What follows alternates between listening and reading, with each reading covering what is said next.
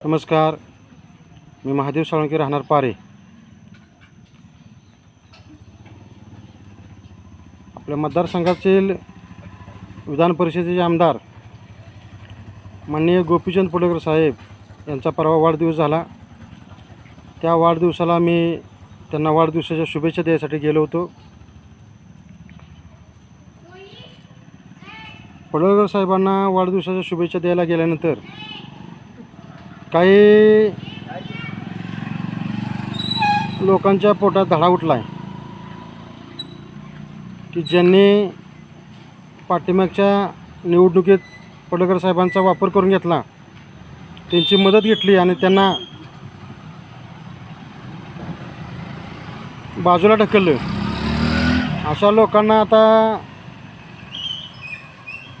त्यांच्या पोटात कळा मारायला लागल्यात की आम्ही सर्वसामान्य ग्रामीण भागातली माणसं एकत्र आलो की त्यांना त्यांच्या अडचणी समोर दिसतात. पडळकर साहेब हे आमचे काही विरोधक नाहीत. पडळकर साहेबांना आम्हाला त्यांनी प्रस्थापितांच्या विरोधात लढायला शिकवलं. लोकांच्या, ग्रामीण भागातल्या लोकांच्या प्रश्नासाठी आम्ही त्यांच्याकडे बघूनच प्रश्न मांडायला शिकलो. त्यांनीच आम्हाला एक ताकद निर्माण केली. पडळकर साहेबांना आम्ही आमचा आदर्श मानतो आहे. आम्ही त्यांना आमचे मोठे बंधू मानतो आहे.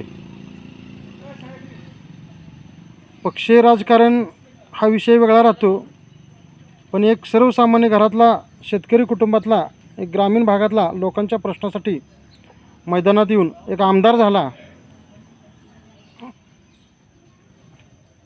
ह्याचा आम्हाला खूप आनंद आहे. आणि त्याच्यासाठी आम्ही त्यांच्या वाढदिवसासाठी गेलो होतो. आणि आमचं ध्येय आणि त्यांचं ध्येय हे एकच आहे. आम्ही ग्रामीण भागाच्या प्रश्नासाठी निवडणुकीच्या मैदानात येतो आहे, पण काय लोकांना त्या गोष्टीचं अडचण निर्माण झाली आहे. तर मला त्यांना सांगायचं आहे, आम्ही पडळकर साहेब आणि आम्ही कधीही एकत्र येऊ शकतो हे लक्षात घ्या. आणि मी निवडणूक लढवणारच आहे हे पण तुम्ही लक्षात घ्या. दुसरा विषय असा आहे, तुम्ही जो विचार करताय दुभागणी करायची, ही होणार नाही हे लक्षात घ्या.